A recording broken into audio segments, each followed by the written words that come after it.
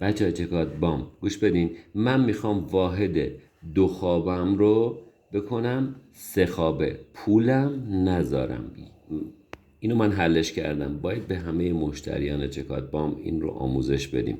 ببینید، بس من میخوام واحد دو خوابم رو بکنم سه خوابه. یعنی چی؟ خب مثلا من 100 متر دارم، دو خواب است، میخوام بکنمش 112 متر و سه خوابه، 112 متر مربع. پولم ندارم، 12 متر یعنی یه اتاق 3x4 میخوام اضافه کنم، پولم نذارم وسط. تو یک آپارتمانی زندگی میکنم تو وسط های تهران که هول و هوش 5 طبقه و مثلا یک پیلوت، حالا پارکینگشه اینا، من به پارکینگ کاری ندارم تو محاسبه. بعد 10 تا واحد داره این ساختمان که خیلی نرماله این اتفاق. یک خرپشته داره رو پشت بامش، من اینو حدودی میکشم، نگاه کنید. من میرم با همسایه‌ام صحبت میکنم، میگم آقایون خانوما من چه میدونم بچه دار شدم، من میخوام احتیاج دارم واحد دو خوابم بکنم سه خوابه، پولم ندارم. میام با شرکت چکاد بام قرارداد میبندم، میگم بیاید رو پشت بام ما پروژه اجرا کنید. بس من یک چیزی هولوش 3 میلیارد تومن پول جمع میکنم از تو واحدها. 3 میلیارد تومان یعنی چی؟ هر واحدی 300 میلیون تومان پول میذاره وسط به مدت یک ماه 30 روز.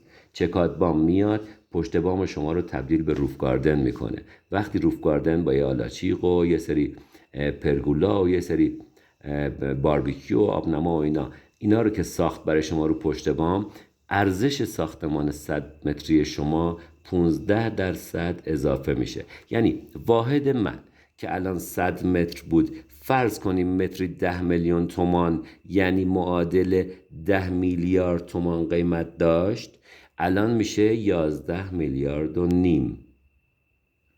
خب الان من 11.5 میلیارد تومان واحدمو میفروشم و میرم تو ساختمان بغل تو همون کوچه که سه خوابه هست یه خانه سه خوابه میخرم.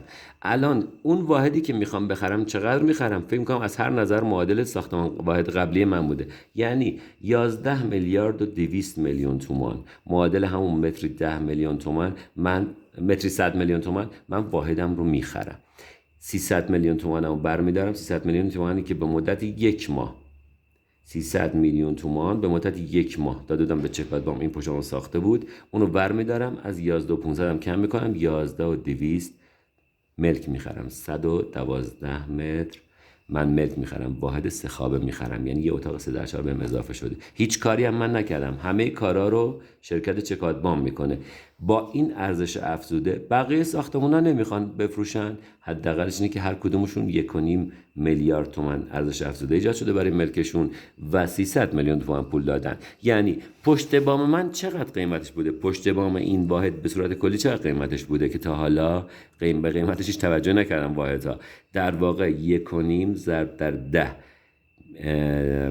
یعنی چی؟ برای هر واحد 1.5 میلیارد تومان زدن، یعنی 15 میلیارد تومان ارزش افزوده ایجاد شده. فقط 3 میلیارد به چکاد بام دادن، یعنی 12 میلیارد تومان پشت بامشون رو بی‌ارزش کردن، اصلا در نظر نگرفته بودن.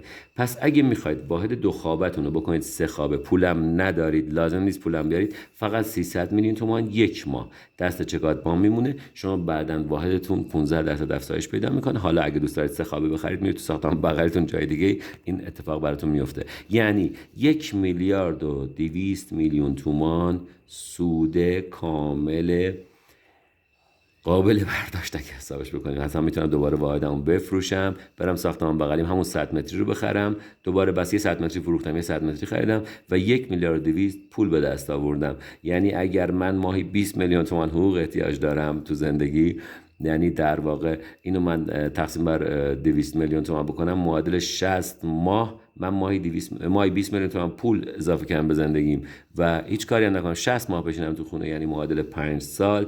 5 سال ماهی 20 میلیون تومان من پول درآوردم، هیچ کاری هم نکردم، فقط دادم شرکت چکاد بام اومده برای ساختمانم روف گاردن ساخته. حالا این اتفاق تو شمال شهر بعضی وقتا از این عدد هم بیشتره، تو جنوب شهر تهران یه مقدار از این کمتره، تو مراکز استانها، تمام مراکز استانها تقریبا این عدد تقریبا درسته. پس یه همچین سودی رو از دست ندیم، اینو باید کامل به مشتریان محترم چکاد بام بگیم. از طرفی فضای سبزی که به شهرم اضافه کردم، اون واحدایی هم که اصلا پولم احتیاج ندارن، سودم احتیاج ندارن، ولی دوست دارن زندگی مرفه‌تری بکنن، با کلاس‌تری بکنن، به شهرشون هم این سبزینگی رو به اصطلاح هدیه بدن، حتما با چکات پام تماس بگیرن. طراحی و بازدهی ما رایگانه. اینو حتما به تمام مشتریاتون یاد بدید.